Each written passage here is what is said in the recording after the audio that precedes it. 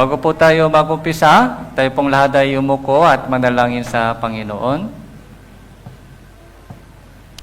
Banal at mahabaging Amang Diyos na makapangyarihan sa lahat, salamat po sa umagang ito, sa inyong dakilang biyaya at pagmamahal po sa amin.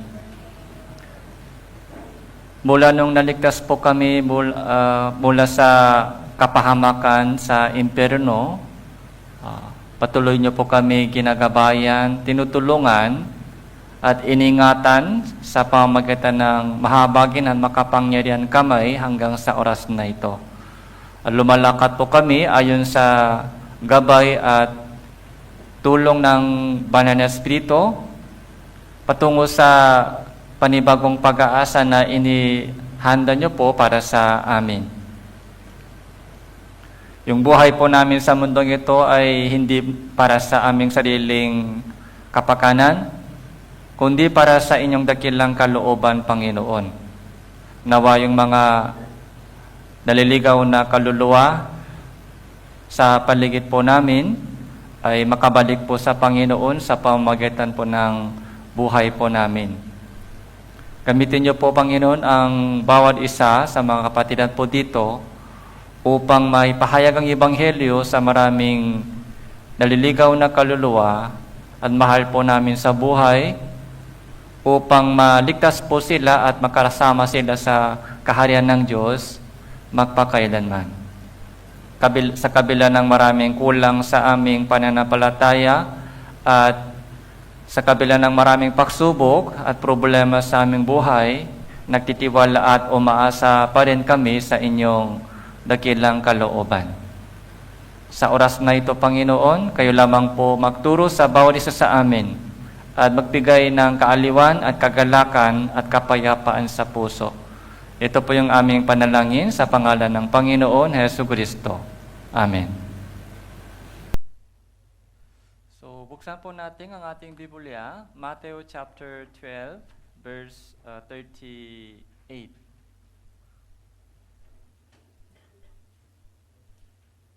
So, Mateo chapter 12, verse 38.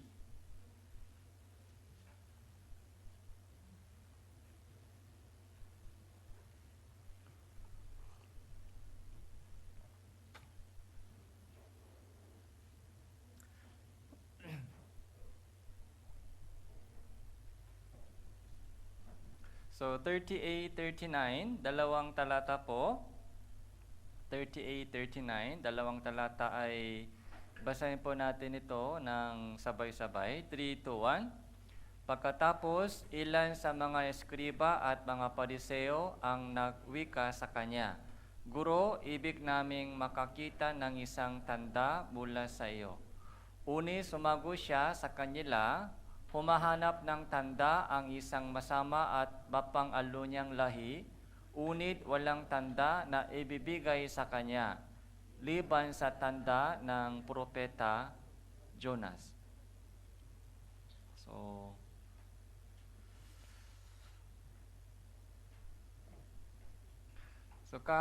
last Sunday po hindi pa natin tapos yung storya po ni Samaritana. Kalahati lang tinapos po natin. Ang kalahati sinabi ko next Sunday. Pero ngayon po, ito po muna pag-aralan po natin dahil malapit na po tayo sa yung summer retreat. Para ma-remind po natin yung ating sarili patungkol po sa evangelism. Yung storya po ni Propeta Jonah ay kilalang storya. So, kilala po natin si Propeta Jonas. Kaya, so nabanggit po ng Panginoon, nabanggit po ni Jesus tungkol kay Propeta Jonas dito. Dahil, ilan sa mga eskriba, mga pariseo, naghanap po sila ng tanda, signs. Naghanap po sila ng tanda dahil hindi pa nila kilala ang Panginoong Jesucristo. Yung mga eskriba, yung mga pariseo, kaya Ano po yung hiningi po nila kay Jesus? May ebidensya ba kayo? Anong ebidensya na ikaw talaga yung tagapagligtas? Ikaw talaga yung anak ng Diyos? Gusto po nila makita yung ebidensya. Okay? So, alimbawa po, ako po isang Koreano. Ano po yung ebidensya na ako po ay isang Koreano? Ano pong pwedeng ipakita sa inyo? Hitsura? Masingkit yung mata? Yan po yung evidence sa inyo? Meron din dito, masingkit. Hindi po yung mga talagang evidence.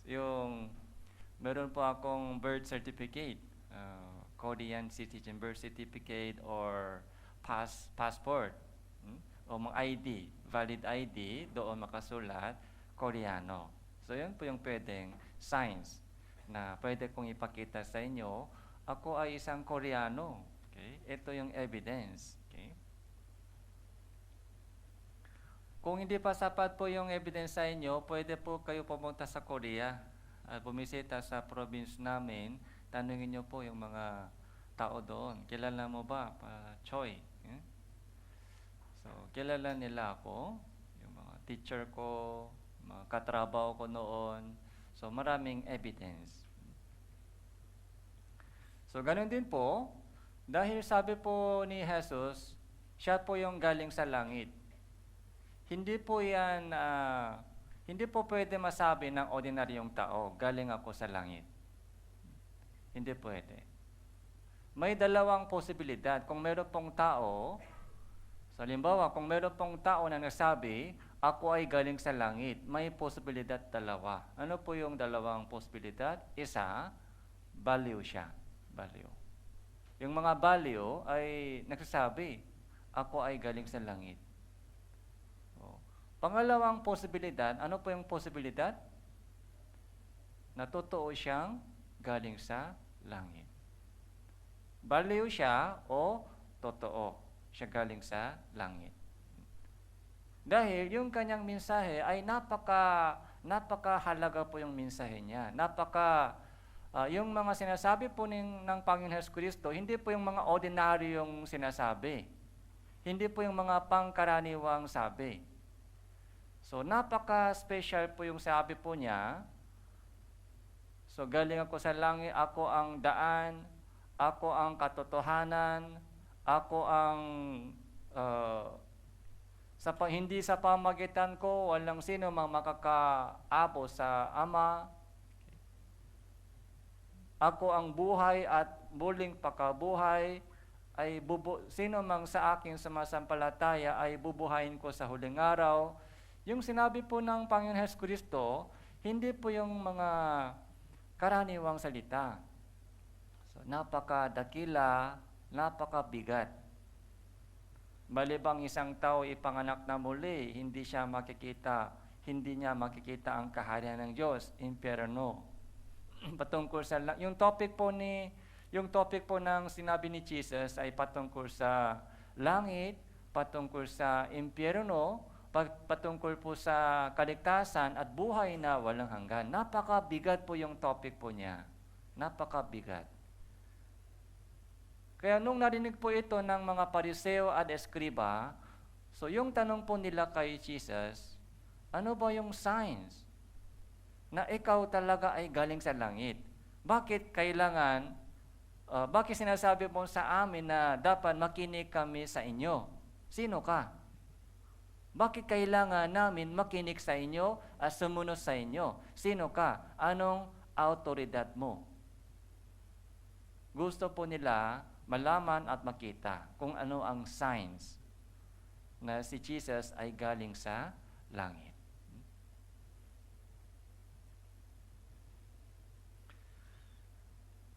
Verse 39, Uni sumagot siya sa kanila, humahanap ng tanda ang isang masama at mapang-alo niyang lahi. So, isang masama at mapang-alo niyang lahi, ito po yung Israel. Ito po yung Israel, isang masama at mapang-alo niyang lahi, unit walang tanda na ibibigay sa kanya. liban sa tanda ng propetang Jonas. So, ano pong ibig sabihin? Yung tanda ng propeta Jonas. Okay.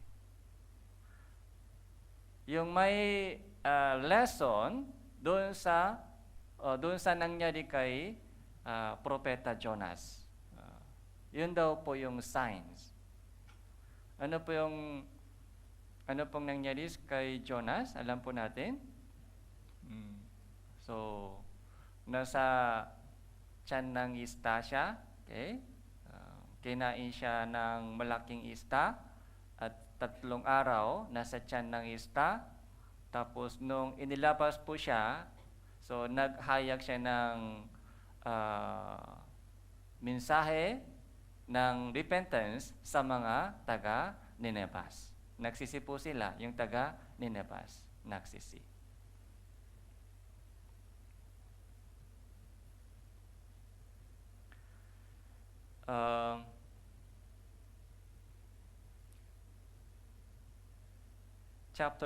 Verse 40, sapagkat kung paano si Jonas ay nasa tiyan ng isang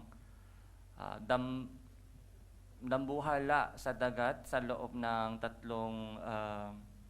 tatlong gabi, ganun din naman ang Anak ng Tao ay 3 araw at 3 gabi mapapa sa ilalim ng lupa. Ang mga tao ng Nineveh ay tatayo sa paghukom na kasama ng lahing ito at hahatulan nila ito, sapagkat nagsisisi sila sa pangangaral ni Jonas at masdan ninyo ang isang higit na dakila kaysa kay Jonas ang narito. So ito po yung lesson na kailangan po natin matutunan sa storya po ni Jonas. Dito,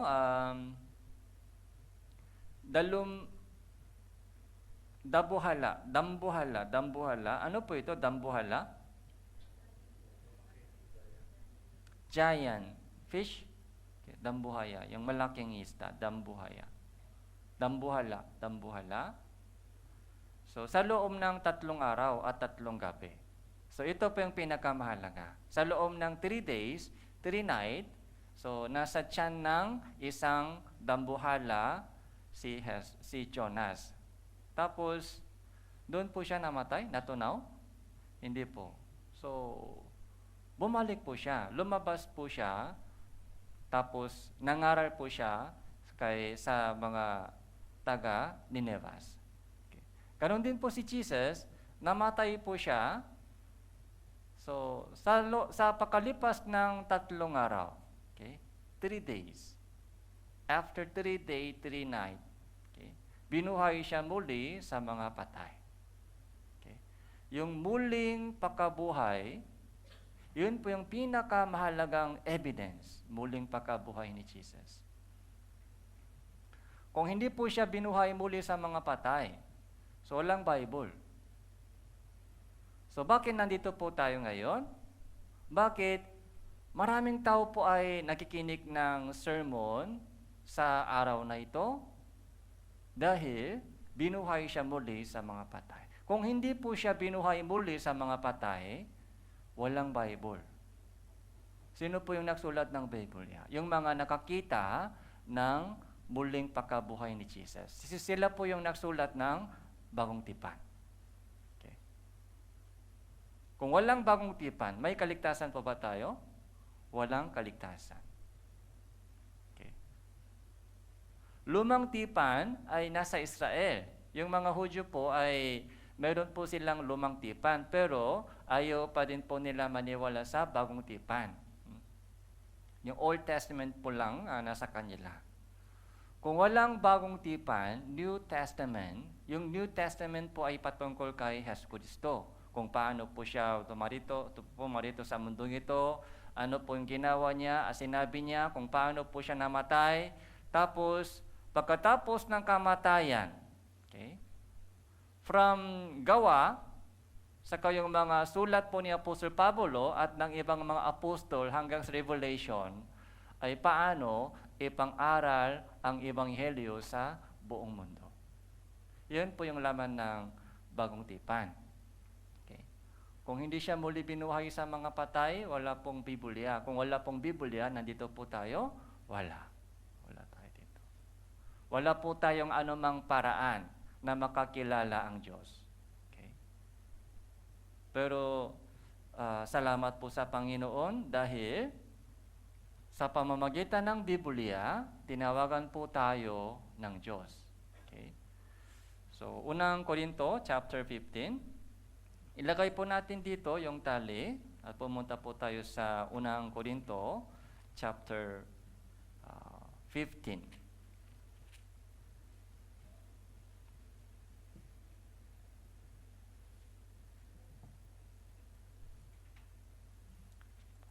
Unang Korinto, chapter 15, verse 3. Unang Korinto, chapter 15, verse 3.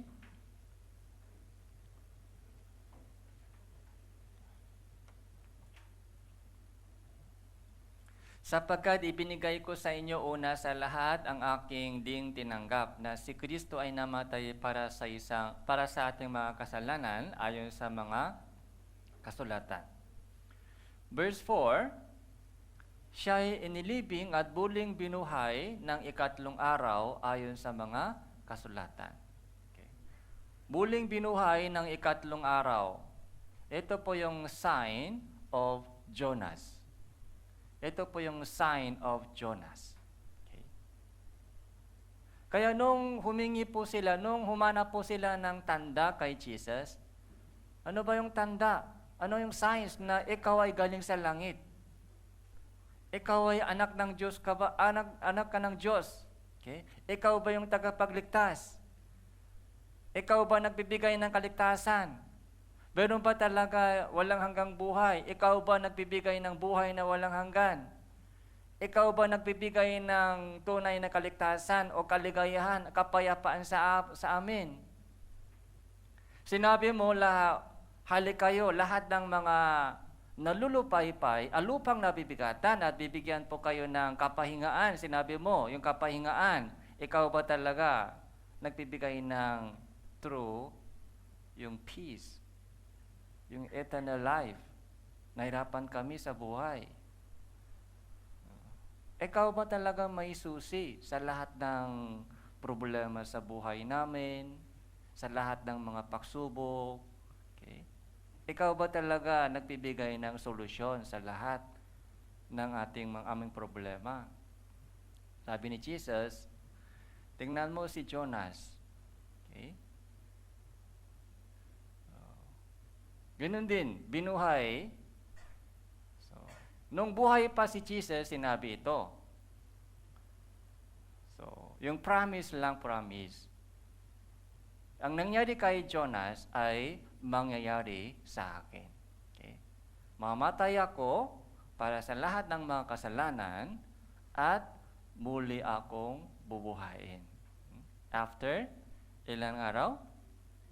3 days. 3 days. Verse 5, siya ay nagpakita kay Cephas at pagkatapos ay sa 12. Si Cephas, sino po ito? Si Pedro. Si Pedro, sa 12 disciple ni Jesus, nung nagtipon sila sa isang kwarto na nakasara yung pinto. Sa gitna, nagpakita si Jesus. Anong sinabi ni Jesus sa kanila? Peace be with you. So, kapayapaan sumainyo. Okay? Nandito na ako. Binuhay na muli ako. Okay? Huwag kang matakot sa kamatayan. Okay? Di ba natatakot po tayo sa kamatayan? Pag malapit na kamatayan sa atin, takot na takot. O mga sakit sa katawan, o problema sa buhay, takot na takot. Nagiging panic po tayo. Pero sabi ni Jesus, peace be with you. Yun po yung unang message after resurrection. Binuhay muli ako sa mga patay. Ibig sabihin, kamatayan hindi po yan pinakakalaban po natin. Yung kamatayan po, hindi po yung katakutan po natin. Yung muling pinuhay, muling pakabuhay. Peace be with you. So doon po, yung mga 12 ay naliwanagan. Doon po sila naliwanagan at na-save. Okay. Nung nakita po nila na si Jesus ay binuhay muli sa mga patay, dahil yun po yung pinaka-evidence. Evidence. Si Jesus pala yung way. Si Jesus pala yung buhay. Okay. Jesus pala yung katotohanan. Lahat ng sinabi ni Jesus, lahat ng ginawa ni Jesus habang buhay pa ay totoo. Yung resurrection po yung pinaka-evidence na napapatotoo sa lahat ng sinabi ni Jesus Cristo. Kaya peace be with you. Kaya mula nung nakita po nila na binuhay muli si Jesus, so wala nang takot, hindi na sila natakot. Naging matapang sila. Matapang po sila nangaral ng Ebanghelyo sa kabila ng lahat ng pag-usik, mga pagturusa, walang suko, dahil nakita po nila na si Jesus ay binuhay muli sa mga patay. Verse 6, pagkatapos nagpakita siyang minsana sa mahigit na 500 kapatid, na ang karamihan sa mga ito ay buhay pa hanggang ngayon, bagamat ang mga iba ay namatay na. Pagkatapos, nagpakita siya kay Santiago, pagkatapos ay sa lahat ng mga apostol, at sa katapusan, tula sa isang ipinanganak ng wala sa panahon, ay nagpakita din siya sa akin. Sino ito? Akin? Si Apostol Pablo. Okay. Sa akin din nagpakita siya sa akin. Si Apostol Pablo. Si Jesus, alam natin, namatay siya sa krus. Pero hindi po yung katapusan. Nung namatay si Jesus, at inilibing, after 3 days, binuhay siya muli sa mga patay. Yun po yung pinaka-evidence. Na lahat ng kasalanan po natin ay natubos na talaga. Lahat ng kasalanan natin ay napatawat na at nabayaran. Kung hindi po siya binuhay muli sa mga patay, paano natin malaman? Paano natin malaman na si Jesus ay namatay para sa kasalanan ko kung hindi siya binuhay sa mga patay? Ay, Pastor, nakasulat sa Bible. Kung hindi po siya binuhay sa mga patay, sino po yung magsusulat sa Biblia, bagong tipan? Wala. Yung mga apostol, 12, okay. Kung hindi po nila nakita na muling binuhay si Jesus, paano sila bumalik? Paano sila nangaral ng Ebanghelyo na may katapangan hanggang mamatay? Dahil meron po silang nakita at narinig. Kayong memory verse po ng Cell Group 1 kanina, anong sabi ni Pedro? Hindi maaari, hindi namin sabihin yung aming nakita at narinig. Hindi maaari. Okay. Hindi maaari, hindi sabihin. Okay. Dahil meron silang nakita. Okay. Anong nakita? Si Jesus ay binuhay muli sa mga patay. Kaya mayroon pala yung buhay na walang hanggan. Okay. Saka si Jesus ay tagapagligtas. So chapter 15, verse 13 po.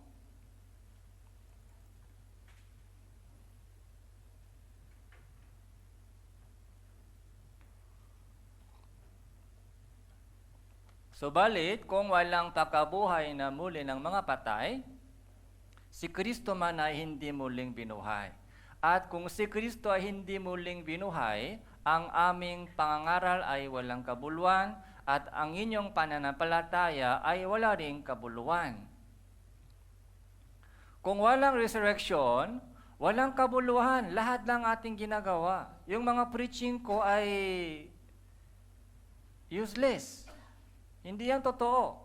Dahil lahat ng mga sermon po ay galing sa Bible, lalo po sa Bagong Tipan. Bagong Tipan. Tungkol kay Jesus. Si Kristo na ipinako sa cross, yun po yung pinaka-contents ng lahat ng sermon. Si Kristo na ipinako sa cross. Kung hindi siya binuhay muli sa mga patay, kasi po maraming Kristiyano po ay nalulungkot po sila o may depression po sila, parang hindi po siya binuhay muli sa mga patay. Parang si Jesus ay namatay na lang namatay. Kaya parang nalungkot po sila. Parang nahina po sila, parang si Jesus ay namatay lang at hindi siya binuhay muli sa mga patay.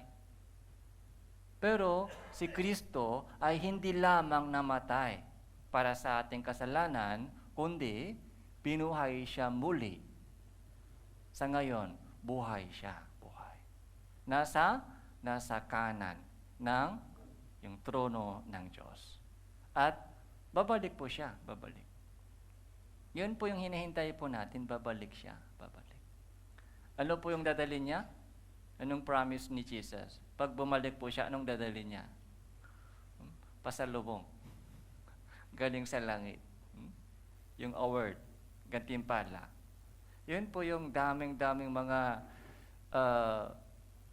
pinapatong po ni Jesus ngayon, anong dadalhin ko para kay brother na ito, para sa anak kong ito, para sa anong dadalhin ko? Nagsasacrifice sila para sa evangelism.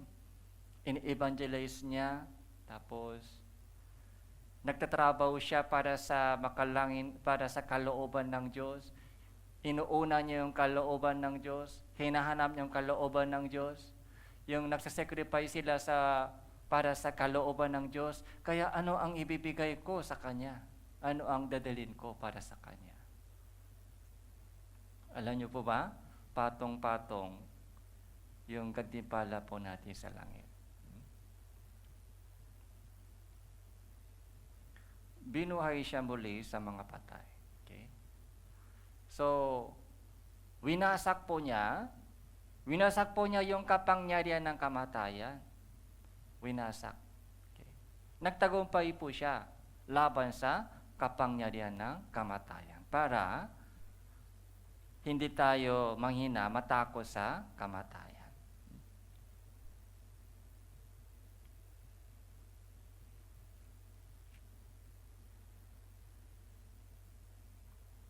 Chapter 15 verse 52. Ito po yung baluwalhating pag-asa po natin, glorious hope natin. 52. Basahin po natin ito. 3, 2, 1. Sa isang saglit, sa isang kisap mata, sa huling pagtunog ng trompeta. Sapagkat ang trompeta ay tutunog at ang mga patay ay mabubuhay na walang pakasira, ay tayo'y babaguhin. Sana po lahat po ng mga kapatiran ay isaulo po natin itong verse. Okay? Yung mga patay ay mabubuhay na walang pakasira. Okay? Yung mga patay ay mabubuhay. Bubuhayin po silang lahat. Yung mga patay. So nabulok na, wala na sila, pero bubuhayin po silang lahat. So, anong katawan na resurrection? So, hindi ganitong katawan. So, glorify the body. Katulad po ng katawan ni Jesus. Hindi ganitong katawan na madaling masisira, may sakit, nanghina. Okay? Hindi ganitong sakit. Babaguhin tayong lahat. Babaguhin.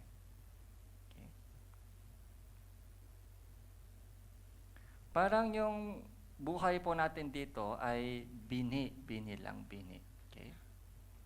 Yung buhay po natin dito, yung katawan po natin ay bini lang bini. Sa loob ng bini, anong meron? Buhay. Sa loob ng bini po ito, lahat ng mga magagandang bulaklak, okay? Magagandang mga halaman, yung mga design ng halaman, yung bulaklak ay nasa loob ng bini, buto. Okay?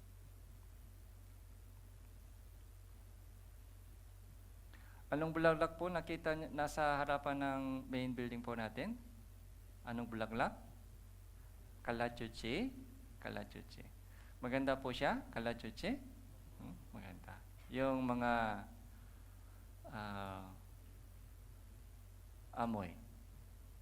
Tawag po yung amoy. So, maganda rin po yung mga mabango. Mabango. Tapos yung mga design, kulay, maganda. Kaya bumili po ako nag-order po ako ng buto, yung bini sa Lazada. Dahil gusto ko magtanim ng, naghanap po ako ng mga ibang kulay. So, maraming kulay, alam niyo po, di ba? Maraming kulay. Kulay yung mga pink o red o iba-ibang kulay. Okay. So, nabili ko yung isang bini ng kulay tricolor. Nakita nyo? Tricolor na kalachuchi. 3 color. So, 3 kulay. Isang bulaklak. Okay. So, nabili ko po isang mga cutting. Nabili ko rin mga bini. Okay. Pero yung buto, nung dumating na po yung Lazada, ang bini po ay napakaliit. Napakaliit. So, in-order ko marami bini. Baka konti lang mabubuhay pa. Hindi pa naitanim.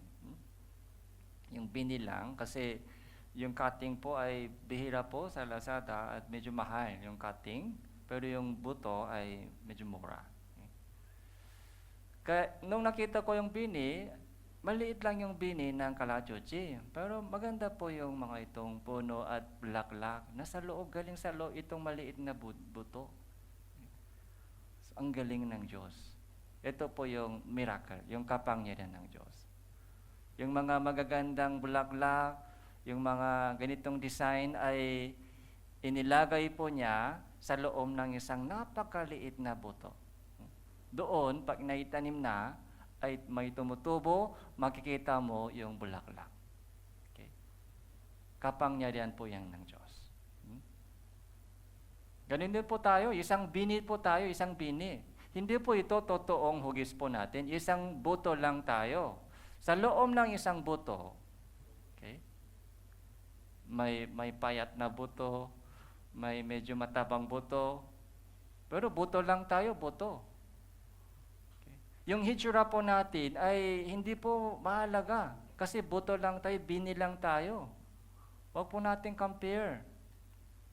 Ang mahalaga po ay sa loob ng itong bini, anong uri ng flower ay meron dyan. Lalabas po yan. Pagdating po ng Panginoong Jesucristo. Magiging flower tayo. Anong uri ng flower? Okay? Babaguhin niya po tayo.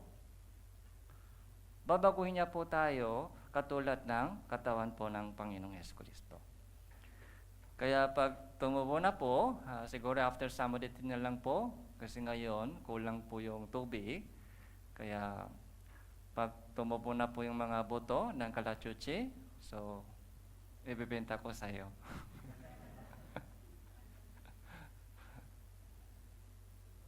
Pero mura lang, huwag kang magalala.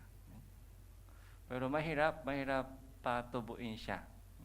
Kaya nag-aaral din po ako ngayon paano patubuin po yung mga buto. Okay? Pero magandang experience sa akin na pagtanim na isang buto o mga isang ano lang, paano siya tumutubo.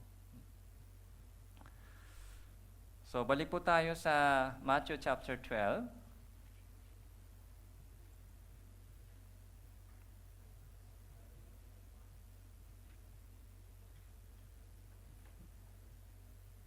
verse 41.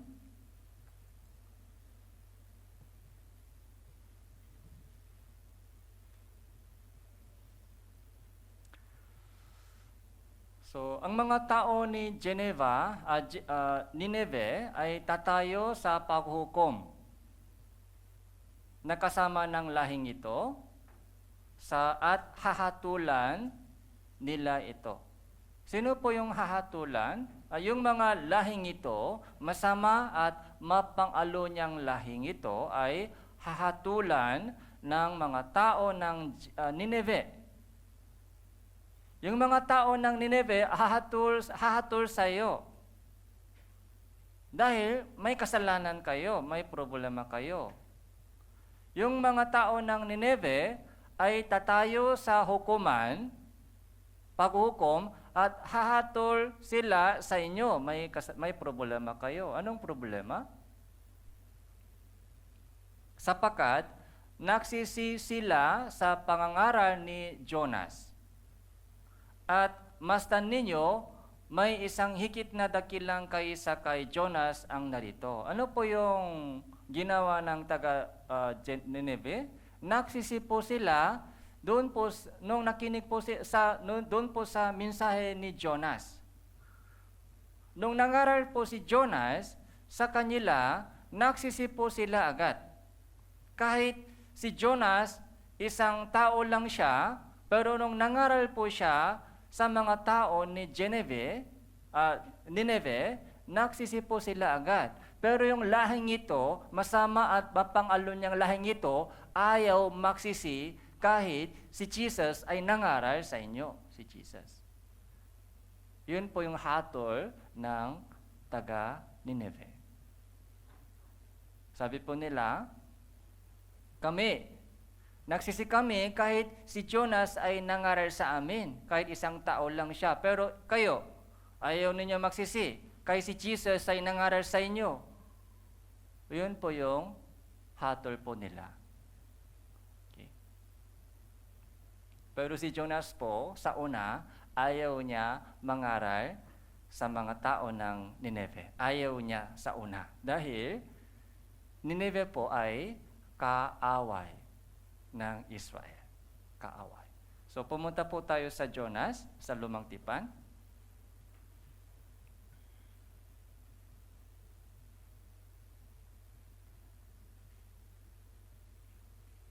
Jonas chapter 1. Lumang Tipan, Jonas chapter 1.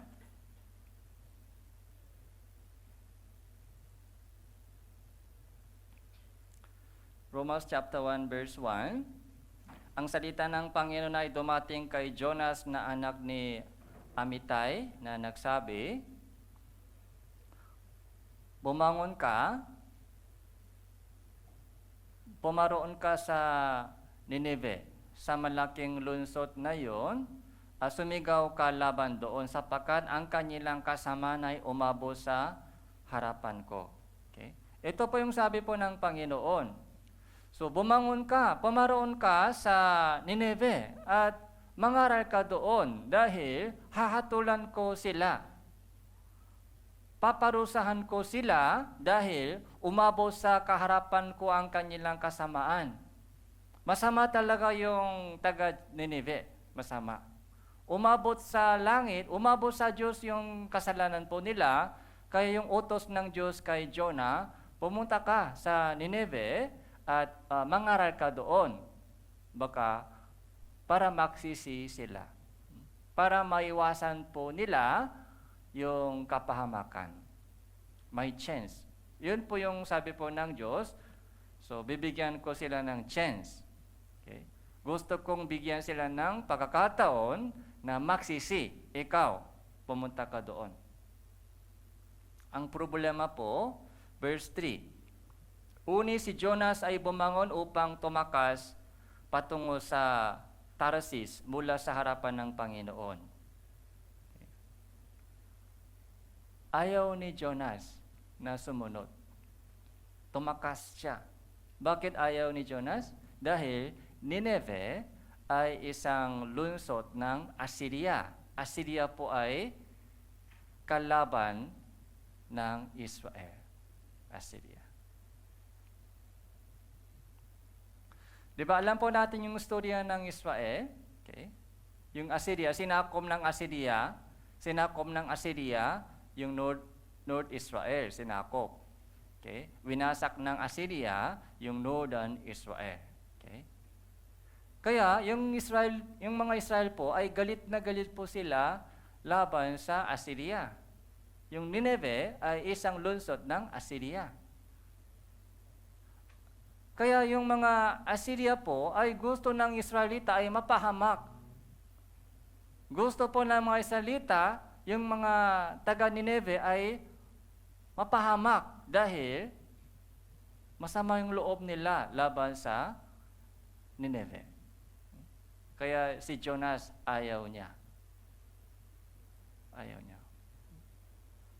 Ay, gusto ko sana mapahamak sila dahil sa kanya na nahirapan kami.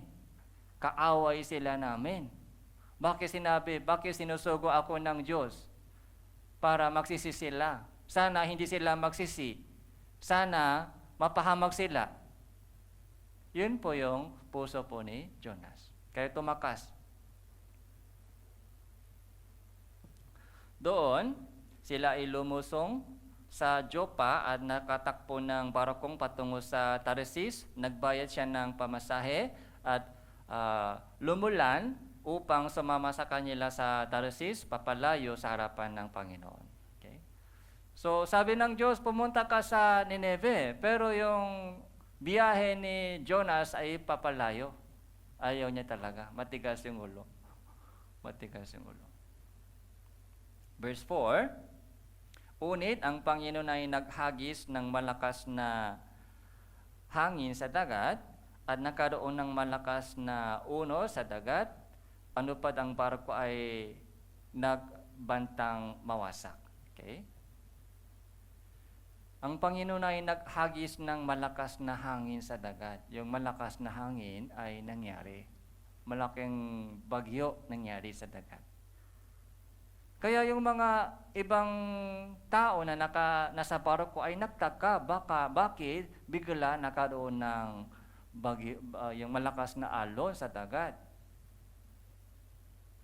Kaya nag-usap-usap po sila, baka may kasalanan, baka may malaking kasalanan dito sa barko. Sino kaya? Kaya nag-usap-usap sila, nagpabulutan po sila. Verse 7 po. Sabi nila sa isa't isa, pamarito kayo at tayo ay magpalabunutan upang ating malaman kung dahil sa kanino dumating ang kasamaan ito sa atin. Kaya't nagpalabunutan sila, ang nabunot ay si Jonas. Nagpalabunutan. Sino kaya? Si Jonas po ay alam niya kung dahil kanino nagkaroon ng ganitong malaking gulo.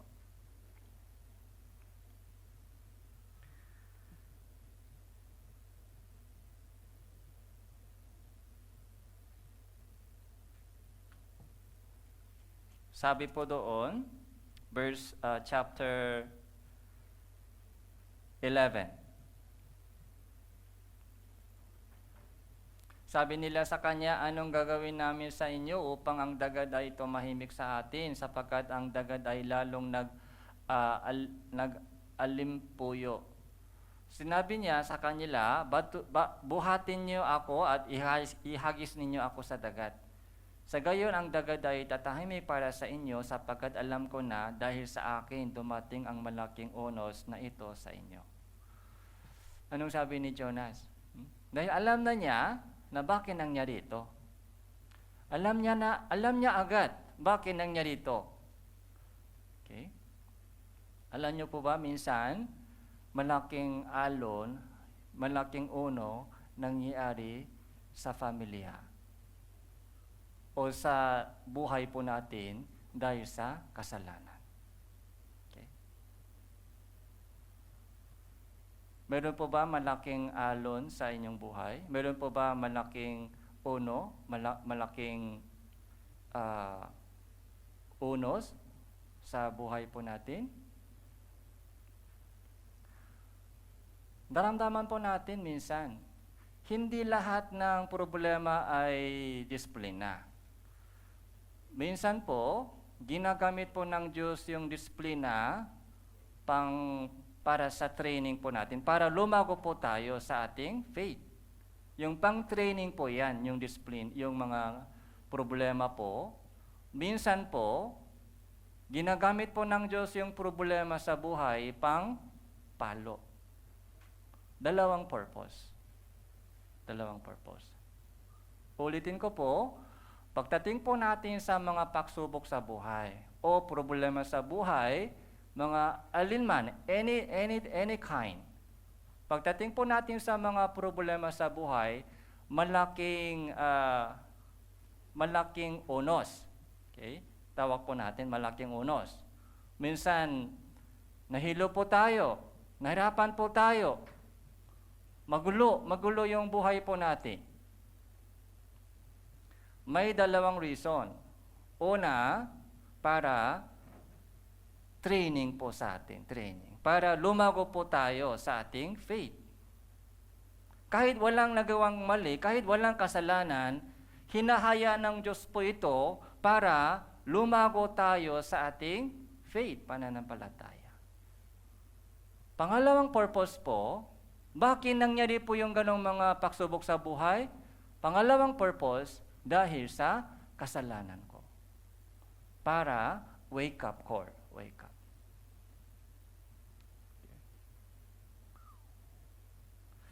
Kaya, pagdating po natin sa ganong mga problema, ano po yung dapat natin gawin? Prayer agad? Sana wala. Prayer agad? Sana walang ganitong mga problema sa buhay? Hindi po. Dapat mag-pray muna tayo. Dapat mag-pray muna tayo, tapos siya sa atin, suriin po yung ating sarili. Suriin. Kung kamusta ba yung Christian life ko sa harapan ng Diyos. Bago mag-blame po tayo sa iba, dahil sa Kanya, dahil sa ganitong sitwasyon, dahil wag po tayo maghanap muna ng reason sa labas. Sa loob, sa buhay, sa sarili muna, i-check po natin kung bakit dumating sa akin ganitong pagsubok. Bakit malakas yung unos sa buhay. Alam ni Jonas, sabi niya, dahil sa akin, dumating ang malaking unos na ito sa iyo. Dahil sa akin. Kaya, buhatin mo ako at ihagis mo ako sa dagat. Okay? Pwede ba natin ganitong sabihin? Buhatin mo ako at ihagis sa dagat. Baka hahanapin natin kung sino ibubuhat, ihagis. Sino ang kasalanan ito? Kaninong kasalanan ito? Baka hanapin natin, sino kaya bubuhatin natin ihagis sa dagat? Baka ikaw yon. Ikaw dapat ihagis sa dagat. Dapat ako ang ihagis sa dagat. Hindi po yung ibang tao. Dahil sa isang kasalanan, dahil sa isang tao, lahat po ng mga tao na nasa barko ay nahirapan po sila ngayon. Dahil sa isang tao. Kailangan po natin self-reflection po dito. Kaya, wala po silang ibang option na umaamin na si Jonas. Umaamin na, kaya kahit ayaw nila ihagis isang tao sa dagat dahil alam nila mamamatay agad. Kaya, madali ba ihagis isang tao sa dagat? Hindi madali. Pero, wala po silang ibang option. Verse 15, kaya't kanilang binuha si Jonas at inihagis sa siya dagat, ang dagat ay tumigil sa pangangalit nito. Siguro si Jonas ay nag-iisip, patay na ako. Di ba? Yun ang isip niya. Pag inihagis nila ako, alam niya ba ni Jonas na inihanda ng Diyos isang malaking isda? Hindi niya alam. Hindi niya alam na may isda na inihanda ng Diyos. Akala niya, patay na ako. Mamatay ako. Pero handa na akong mamatay para sa ibang tao. Hindi pwede lahat mamatay dahil sa akin. Kaya ako na lang. Yun ang choice ni Jonas. Ako na lang mamatay. Para mabuhay sila. Pero doon po, okay, para makita po natin ang pagkilos ng Diyos, kailangan po natin ganitong puso. Okay? Ang Diyos po ay hindi siya nagbibigay ng information advance. Minsan kulang po yung information. Maraming question po tayo, bakit ganito? Hanggang kailan? Tinago ng Diyos yung kanyang timing minsan. Hanggang ready po yung ating puso. Kaya doon po, verse 17, ang Diyos ay kumilos. Okay? Naghanda ang Panginoon ng isang malaking isda upang lunukin si Jonas. At si Jonas ay nasa tiyan ng isda sa loob ng 3 araw at 3 gabi. 3 days. Ito po yung signs of Jonas. Inihanda ng Diyos isang malaking isda. So, anong pangalan po ito sa Bagong Tipan? Giant fish. Okay, giant fish. Malaking isda.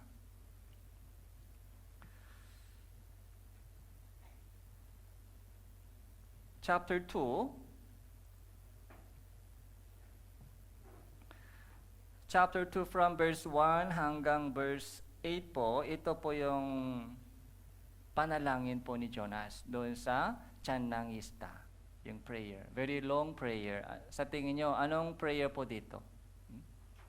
Prayer of repentance.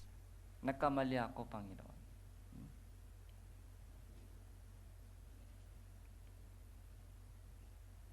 Verse 9,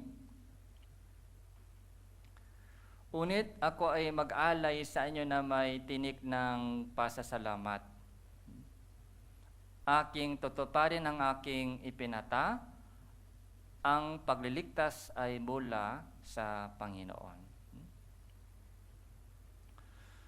So, doon po sa tiyan ng isang malaking isda. So, may ilaw po ba doon? Walang ilaw. Madilim. Ito po yung prayer. Prayer po. Ito po yung oras. Tahimik. Okay? Para ma-recover po si Jonas sa kanyang puso. Sa una, ayaw niya sumunod sa salita ng utos ng Diyos. Tumakas po siya sa harapan niya. Palayo na palayo. Palayo na palayo siya sa harapan ng Diyos. Palayo. Kaya ang Diyos po ay kumilos doon, inihagis po siya sa dagat, tapos inilagay siya sa tiyan ng isang malaking isda, doon sa kadiliman, nag-fellowship po si Jonas sa Panginoon. Walang ibang tao doon. Okay? Recovery time ito, recovery. 3 days. Kaya nung lumabas po siya, sa tiyan ng isda, so ibang Jonas. Panibagong Jonas. Verse 10, At inutusan ng Panginoon ng isda, iniluwa nito si Jonas sa tuyong lupa. Iniluwa nito si Jonas sa tuyong lupa. So, chapter 3, verse 1, ang salita ng Panginoon ay dumating kay Jonas sa ikalawang pagkakataon ng sabi, Bumangon ka, pumaroon ka sa Nineve, sa malaking lungsod na yon, ipangaral mo ang pangaral na aking sinabi sa inyo. The same message, the same utos. Pumaroon ka sa Nineve. Anong ginawa ni Jonas? Tumakas ulit o sumunod na? Sumunod na dito. Hindi na siya tumakas. Yung tumakas po, yung pagtakas po ay hindi po tamang way. Minsan, gusto po natin tumakas. Minsan, sa bigat ng mga buhay, Pag sabay-sabay nangyayari yung mga problema, pabigat na pabigat yung mga problema, minsan gusto po natin sumuko at tumakas. Pero sa halip ng tumakas po tayo sa harapan ng Diyos, kailangan po natin pumasok sa kwarto ng prayer. Kailangan po natin pumasok sa Bible. Buksan po natin yung Biblia. Tapos makinig po tayo sa sinasabi ng Biblia sa atin. Mag-usap po tayo sa Diyos. Kausapin po natin ang Diyos. Yun po yung mga recovery para sa atin. Kaya dito po, si Jonas po ay ready na. Ready na, pero yung kanyang puso ay, dati di ba, ayaw ni Jonas yung mga taga Nineve, ayaw niya dahil kaaway sila, kalaban. Parang may ugat pa rin po sa puso ni Jonas ganung mga galit sa mga tao ng Nineve, galit pa rin, may galit, masama pa rin. Kahit nangangaral po siya sa taong ng Nineve, pero ano lang, mga saglit lang, hindi ganun kaseryoso. Hindi ganun kaseryoso hindi ganun kasinsero sa kanyang pangaral. Magsisika. Yun lang, simple. Ganito daw, sabi ng Diyos, mapapahamak daw kayo. Magsisik kayo. Parang simple, simple warning lang. Dahil gusto niya talaga mapahamag yung taga Nineve.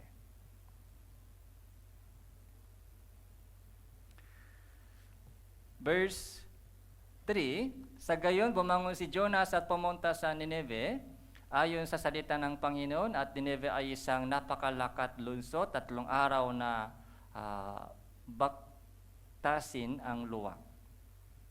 Nagpasimulang pumasok si Jonas sa lungsod na may 1 araw na lakarin at layo.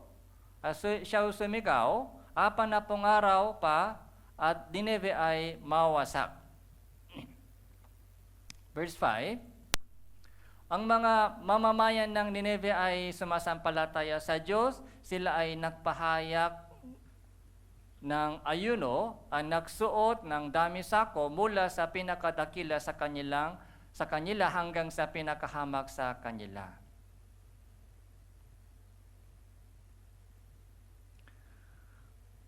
So,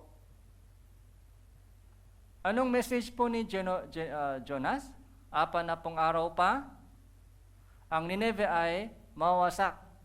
Very simple message, warning lang. 40 days from now, yung Nineve ay mapapahamak. Ano po yung response ng taga Nineve? Okay. Kahit simple, yung warning ni Jonas, pero nagsisi sila agad. Nagsisi. Ito po ay hindi inaasahan ni Jonas. Simple warning lang, pero yung mga taga Nineve ay nagsisi agad. Magbula sa pinakadakila sa kanila hanggang sa pinakahamak sa kanila. Yung buong bayan, yung buong lungsod ay nagsisi. Maganda po ito nangyari, di ba? Maganda po ito nangyari. Maganda ito sa paningin ng Diyos. Pero si Jonas ay parang tampo. Verse chapter 4, chapter 3 verse 10, nang makita ng Diyos ang kanilang ginawa, sila ay humiwalay sa kanilang masamang lakad, nagbago ng isip ang Diyos tungkol sa kasamaan na kanyang sinasabing gagawin niya sa kanila. Hindi niya iyon ginawa. So, yung mga taga Nineve, napahamak po ba sila? Hindi po sila napahamak dahil nagsisi po sila. Kaya si Jonas ay dapat masaya si Jonas dahil nagsisi yung mga taga Nineve at hindi natuloy yung mga plano ng Diyos.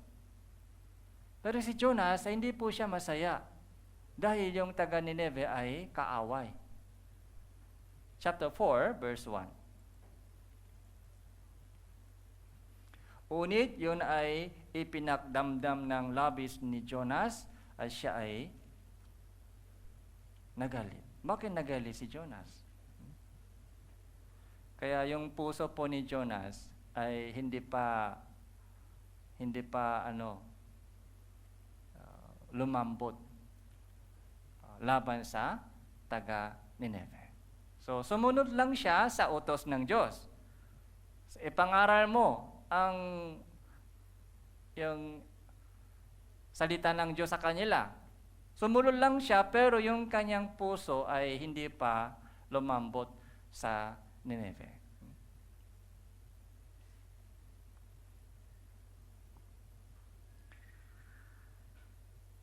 Kaya dito po, ang Diyos po ay matiisin. Ang Diyos po ay matiisin. Nagtitiyaga po siya sa isang tao. Kaya si Jonas ay matigas talaga yung ulo, puso, pero ang Diyos po ay nagtitiyaga, nagtitiis sa kanya. Kaya nagturo po ang Diyos dito, chapter 4, verse 2. Siya'y nanalangin sa Panginoon, nagsabi, O Panginoon, di ba ito ay aking sinabi nang ako ay nasa aking bayan pa? Kaya nga ako ay madali tumakas patungo sa Tarsis, sapagkat alam ko na ikaw ay Diyos na mapagpala, mahabagin, hindi kaagad nagagalit, sagana sa tapat na pag-ibig at nalulungkot sa kasamaan. Kaya ngayon, O Panginoon, ipinapakiusap ko sa iyo na kunin mo ang aking buhay sapagkat mabuti pa sa akin ang mamatay kaysa mabuhay. Sinabi ng Panginoon, mabuti ba ang inyong ginagawa na magalit? So, parang nakakatawa po yung usap ng Diyos at kay Jonas. Okay? Sabi ni Jonas, alam ko na, Panginoon, ikaw ay mapagpalang Diyos, mahabaging Diyos, hindi ka aga nagagalit, sagana sa tapat na pag-ibig. Kaya alam ko na ito yung mangyayari, kaya tumakas ako noon. Pero gusto ko sana mapahamak sila agad, mapahamak. Parang mapait pa rin po yung puso ni Jonas. So, hindi pa niya napatawad yung kasalanan ng kaaway. Yung mga taga Nineveh, dapat mapahamak sila dahil grabe yung kanilang ginawa sa aming Panginoon. Bakit? Maawa ka sa kanila. Sila ay dapat mapahamak. Hindi mo nakita, Panginoon, yung kanilang ginawa sa amin. Grabe yung kanilang kasalanan, kasamaan sa amin. Hindi namin makalimutan yun. Hindi namin mapatawad yung kanilang kasalanan. Bakit ikaw ay agad? So, nagpatawad sa kanila. Para hindi pa lumabon yung puso ni Jonas. Minsan, ganun din po yung ating puso, di ba? Kapag ginawa po ng ibang tao sa atin, medyo masamang bagay. So, hindi madaling makalimutan yon. Hindi madaling mapatawad po yung kanilang kasalanan sa amin. Evangelism ay malayo pa, evangelism. Bahala siya. Kahit mapapahamak siya sa impyerno, wala akong pakialam. Bahala siya. Kung may galit po sa puso, o may problema sa puso sa ibang tao, evangelism, malayo pa. Medyo tumitigas yung ating puso sa evangelism. Ayaw ko ma-evangelize sa kanila. Hindi maganda yung ginawa niya sa akin.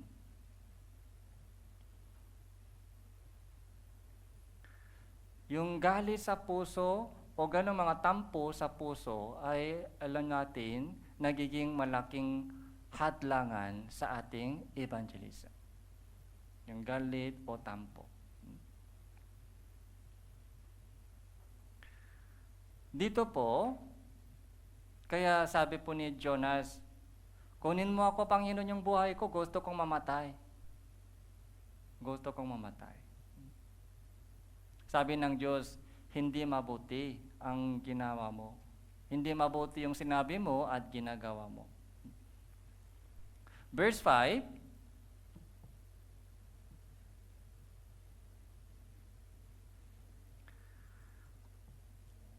Verse 5 po, nang makagayon, lumabas si Jonah sa lungsod na upo sa dakong silangan ng lungsod at doon gumawa siya ng isang balak.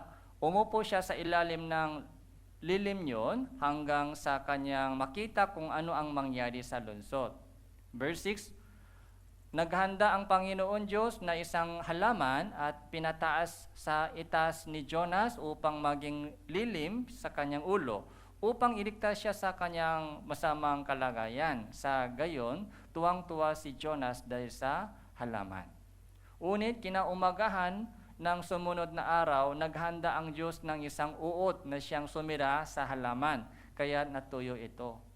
Nang sumikat yung araw, naghanda ang Diyos na mainit na hanging silangan at sinikatan ng araw ang ulo ni Jonas, kaya siya ay nahilo. Hiniling ang ng buong kaluluwa niya na siya ay mamatay. Sinabi, mabuti pa sa akin ang mamatay kaysa mabuhay.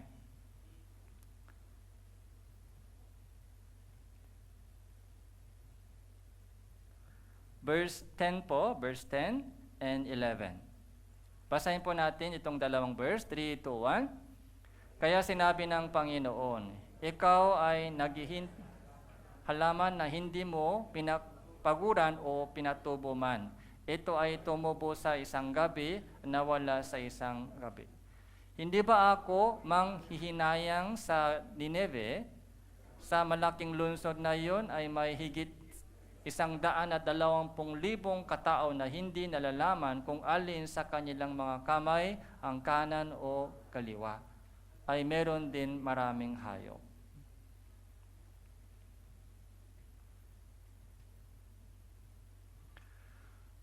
So, ano po yung ginamit ng Diyos sa kanyang lesson? Ito po yung mga illustration lesson. Okay? Lesson po ng Diyos kay Jonas. Ano po yung ginamit ng Diyos? Isang halaman.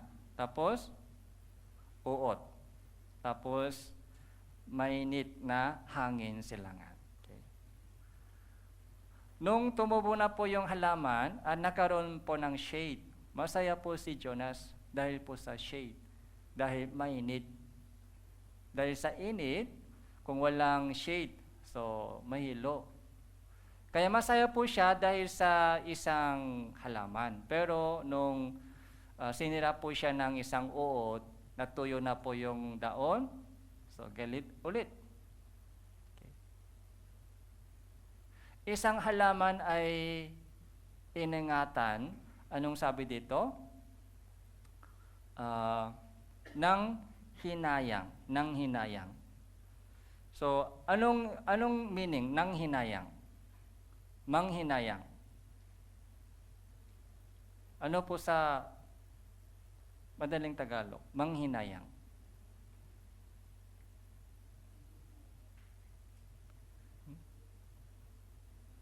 Turuan mo ako. Ha? Sayang? Ikaw ay nanghinayang sa halaman. Okay? Sa English Bible, have pity on the plants. Pity. Ito, away. Naaway siya sa isang halaman. Away. Naawa. Isang halaman, pero ang Diyos ay naawa. Ikaw ay naawa sa isang halaman. Masaya ka dahil sa isang halaman. Kahit hindi mo siya pinagpaguran o pinatubo, wala kang trabaho para sa isang halaman. Pero naawa ka sa isang halaman, masaya ka sa isang halaman, kaya may concern ka sa isang maliit na halaman. Kahit wala kang anumang ginawa para sa kanila, may concern ka para sa halaman. Pero sa itong lungsod, ilan po ba yung population? So, 120,000 na katao. Marami pang hayop. Wala ba akong concern para sa kanila? So, may concern ako sa kanila. May naawa ako sa kanila. Hindi nila alam kung alin sa kanilang hindi nila alam kung alin sa kanilang mga kamay ang kanan o kaliwa. Anong ibig sabihin? Okay? Parang walang idea sila sa buhay. Hindi nila alam kung ano ang tama o mali. Kaliwa, kanan, walang idea. Kawawa sila, kawawa. Parang bata pa sila. Hindi nila alam kung saan sila galing. Hindi nila alam na patungo sila sa impyerno. Wala silang idea sa buhay. Kawawa sila.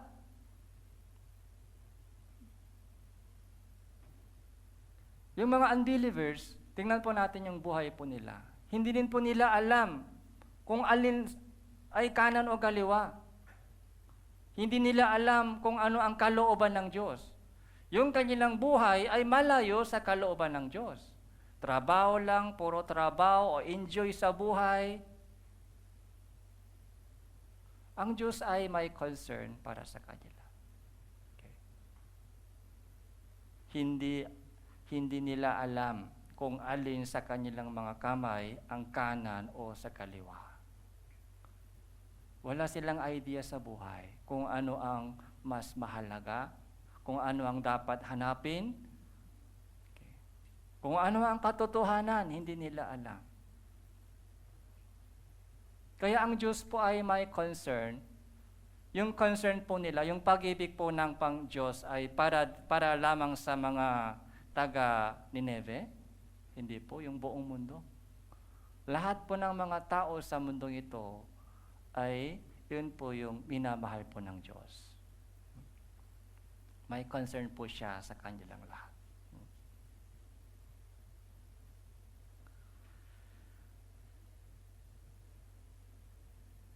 Marcos chapter 1 verse 38.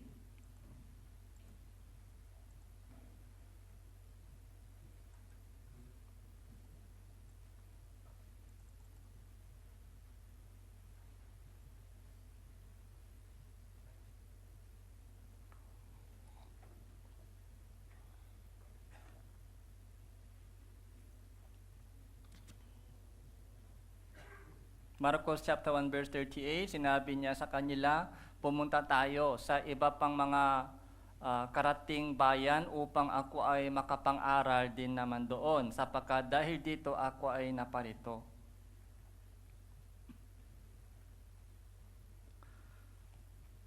So ito po yung sinabi po ng Panginoong Hesukristo. Dahil dito ako ay naparito. Ito yung mission ko. Pumarito tayo, pumunta tayo sa iba pang mga karatig bayan.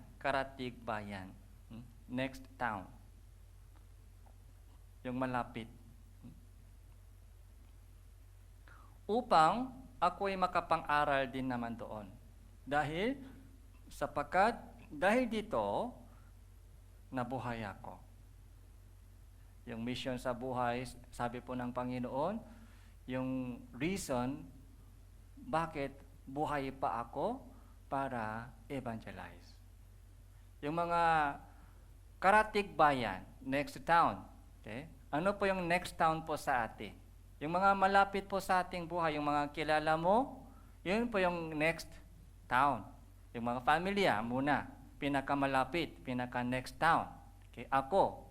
Tapos yung pamilya ko, yung mga kamag-anak, yung mga kakilala po natin, yung mga kaibigan, yung next town po sila. So pumunta po tayo sa ibang mga tao na karatig bayan. Dahil yun po yung purpose ng ating buhay. Matthew chapter 9.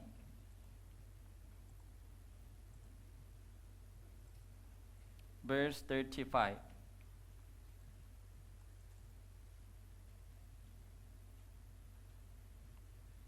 Matthew chapter 9 verse 35, nilibot ni Jesus ang lahat ng mga lunsod at mga nayon na nagtuturo sa mga sinagoga nila at ipinang-aral ang magandang balita ng kaharian at pinapagaling ang bawat sakit at bawat karamdaman.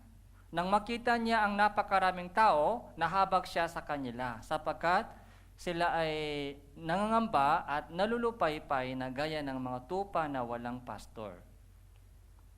37, kaya sinabi niya sa kanyang mga alagad, tunay na napakarami ang ahanihin, unit kakaunti ang manggagawa.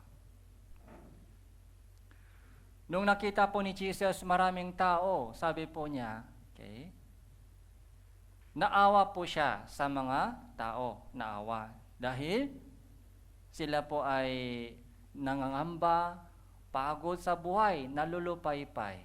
Okay?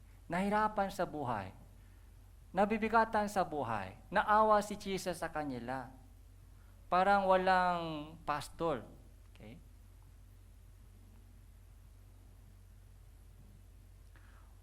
Tunay na napakarami ang aanihin. Yung aanihin, hindi po ito trigo. Hindi po ito literal na trigo sa bukid. Ito po yung naliligaw na kaluluwa. Marami mga aanihin. Dapat anihin sila. Pero anong problema po? Kulang ang labor.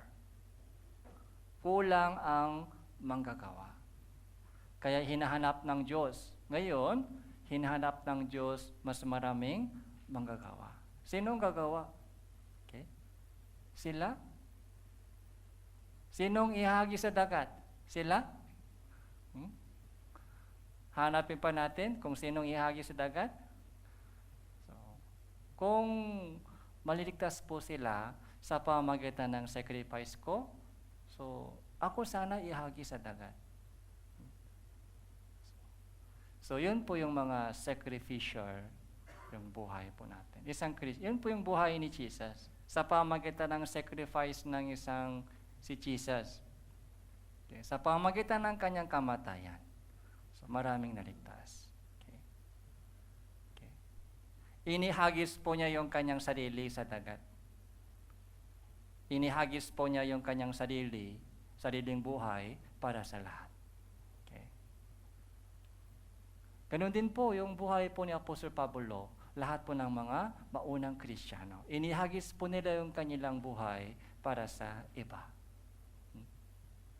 Ganun din po hanggang ngayon, kaya kulang po yung mga manggagawa sa itong gawain ng Diyos. Okay po, manalangin po tayo.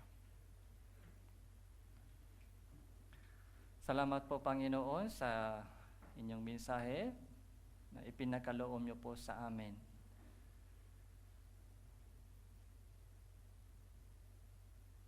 Nakita po namin yung puso po ni Jonas na propeta at puso po ng Panginoong Jesus. Bigyan niyo po kami ng puso ni Jesus na mahabagin at magtitiyaga, magtitiis sa aming evangelism sa mga naliligaw na kaluluwa. Gamitin niyo po ang lahat po ng mga kapatiran ng Tanawan Church para sa itong dakilang gawain na darating na summer retreat. Naniniwala po kami na maraming naliligaw na kaluluwa ay maliligtas sa itong summer retreat. Nawa lahat po kami ay sumama at makita ang dakilang pakilos ng Diyos. Ito po yung aming panalangin sa pangalan ng Panginoon Hesus Kristo. Amen.